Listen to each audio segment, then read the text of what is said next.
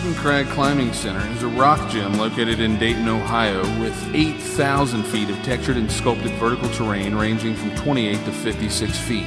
For more info, go to urbancrag.com or call 937-224-CRAG.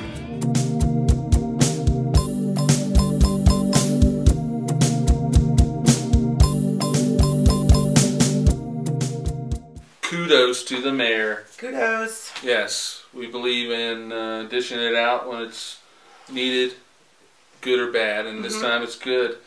The mayor we saw on Living Dayton last week on WDTN. WDTN, hello. Sponsored by Brondo, by the way. That they're going to have an outdoor market out by the 2nd Street Market, so they want to expand that whole thing to like a real outdoor market with buskers.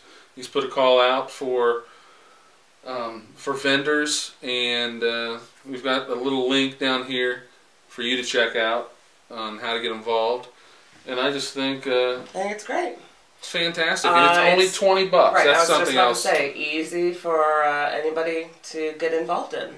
Yes, so if you've got a church group, a neighborhood group that's into pickling and jamming, or you've got a farmer's group that wants to sell fresh produce, get a hold of them and think. You make things.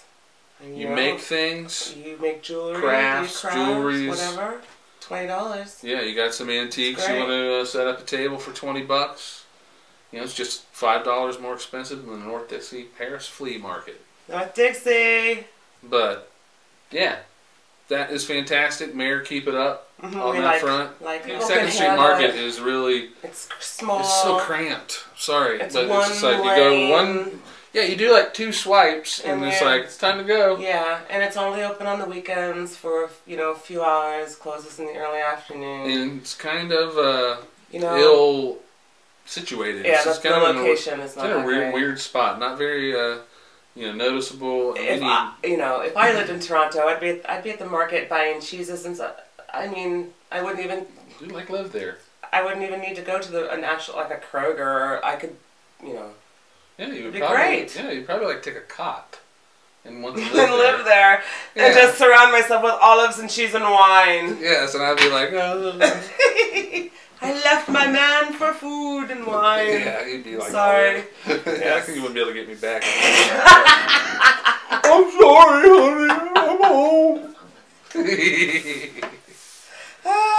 Well, yeah, good job. Yes, keep going, Mayor. Do good things for the city. Yeah, and, we like it. And I like that whole local focus because no one from somewhere else is going to save us. No. Expand that market and think about maybe in the future, folks, building something bigger there at 2nd Street, or maybe moving 2nd Street somewhere else that's really large. The perfect model is the St. Lawrence Market in Toronto. Google it. Google it. Beautiful market, open pretty much every day. I'm sure it's closed. Yes. Sometime holidays, whatnot. Beautiful. Let's talk about websites. All right. What do you know about websites? Well, I know a good one when I see one and a bad one when I see one. It's about the extent of my knowledge of websites, I think. I know more about websites than you do about websites. Yes, you do. I'll definitely give you that. I've been webmastering for upwards, since the Mosaic browser was the only available browser available on the internet. That's when I started hand coding HTML. Later would include JavaScripts, CGI, delved into cascading styling sheets. I'm probably saying a bunch of stuff that you have no idea what I'm even talking about. PHP, I can sling a little PHP. All terms that the average person not involved in building websites would know about, nor should know about.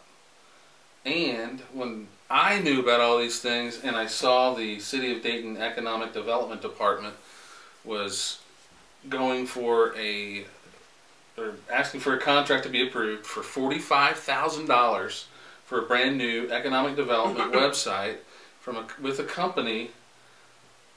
Yeah, the topper. Yes, the topper. Is that the company that they chose is not in Ohio. No, not even in Dayton. They're in Denver, Colorado, called Atlas Advertising. They're a company. They do specialize in economic development websites. I went and checked out Atlas Advertising's, some of their clients. They make nice, pretty corporate websites. A $45,000 charge. Looking at this, I think I could easily, and that's taken some time and getting really creative, put together a job like this for well under 10 grand. A little bit database programming involved, but like I said, the database programming is for information that's already available to the public within existing tools that they're already using. So $45,000, my suggestion would be that the Department of Economic Development gave the Dayton Informer $45,000. We'll develop your website for free.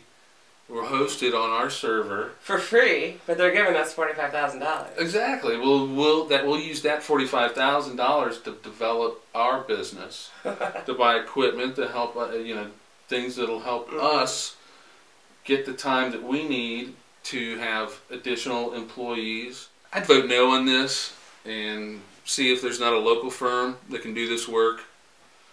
Well, that's for sure. That's like the first thing. Yeah, they should find something. Numero uno. I mean, come on. It's the Dayton Economic Development. Why? Yes. I mean, I'm sure there's a company in Dayton that can make a website. Sure. For $45,000. Oh, that's a lot of money. Yeah, it sure is. That's why I said we could take it. We'll take it. We could totally take it. And they could fill a couple potholes or fix a couple sidewalks instead. Every single economic development group says this is the greatest place to do business on the face of the earth. But maybe not when the city government's putting $45,000, and it's like several $100s a month upkeep on the site as well. So yeah. Good luck with that website for $45,000, but if you guys could have just consulted me, I could have told you you could do it for a lot. No, really, even with me not being involved, I could tell you could do it a lot cheaper and put a lot more content up there for $45,000. Local, you're the Dayton Economic Development Committee. Come on, crying out folks. local city, try to keep it local with your contracting and stuff like that. As much as possible, really, especially in these times. Yeah.